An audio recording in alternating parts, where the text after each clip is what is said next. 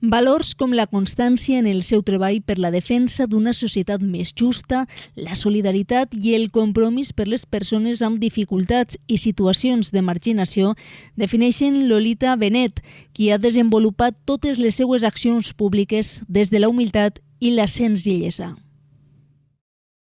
Per a mi ser feminista no ho he descobert fins molts anys després, però en la meva casa, ma mare, sempre ha sigut l'alma de la casa, la que ha portat l'economia, la que ha portat tot. Mon pare era un llaurador, un home que igual li se donava, i ma mare ho va portar tot. Entonces jo vaig començar a qüestionar-me coses, a qüestionar-me perquè jo volia estudiar i el meu germà no. I entonces, com era xic, va ser ell el preferit. I jo no. Jo als 14 anys estava treballant, bordant, en cada pataca que anava, i després jo a ma mare li vaig dir, mare, per què no vaig poder jo estudiar? I entonces ma mare va dir, que arrepentida estic, perquè no tenia. Però les dones se casen i els homes no. I ens van apuntar a la JOC, Joventut Obrera Catòlica. I d'ahir fem uns qüestionaris que era ver, juzgar i actuar. I entonces ahir ja vaig començar jo a analitzar les coses, a qüestionar-me coses i tot.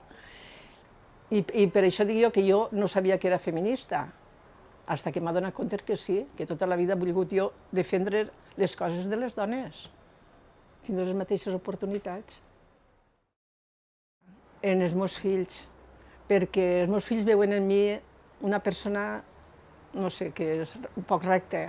No sóc una abuela caldosa ni una mare d'ixes, no. El meu exemple, que a mi m'agrada molt parlar amb la gent, preguntar. Jo tinc molts amics de totes classes, moros, romanos, no sé quantos veig per ahir, i molts no saben com me diuen Morita. Soc Lolita, però me diuen Morita, alguns. I bueno, jo crec que el meu exemple és el que jo porto. Jo l'he viscut molt bé, perquè jo, així, en la meva terrassa, ha estat molt bé. M'alçava, tenia unes normes, feia gimnàsia, Valls del Món, que és molt bonic, com me posava d'això, llegia, m'ha llegit 5 llibres, jo què sé, ha fet moltes coses, sentir música, eixir així, pegar 2 voltetes, parlar amb els veïns d'enfront, d'ací mos parlàvem. Bueno, els meus fills me portaven baix en l'ascensor, me deixaven el menjar i no he eixit a res. Si jo crec que la meva aportació xocoteta és això, jo ho tinc que fer. No me s'ha fet pesar, la veritat. A disfrutar llegint. M'agradaria aportar-los més valors i més cultura.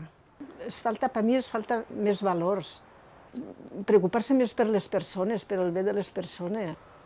I això és el que diré jo de menys. La joventut de nosaltres ha sigut una joventut, aunque no està bé que recorde, que me posa d'exemple, però d'inquietuds, de luchar per els altres, jo què sé, d'ensenyar-nos.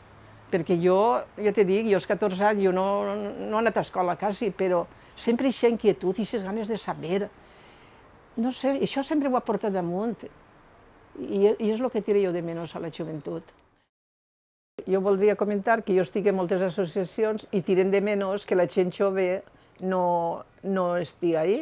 Però jo crec que ara nosaltres en la Consolació ha entrat gent nova, també no molt jove ni molt major. Entonces sí que n'hi ha esperança, és l'últim que se té que perdre. I després, quan me van donar el Premi Xateva, jo no sabia per què, perquè jo, què he fet jo?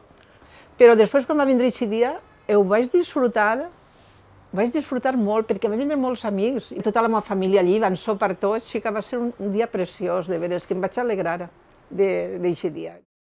Jo crec que tinguem que tindre esperança, que si nosaltres n'anem, vindran altres, sempre hi quedaran alguna gent.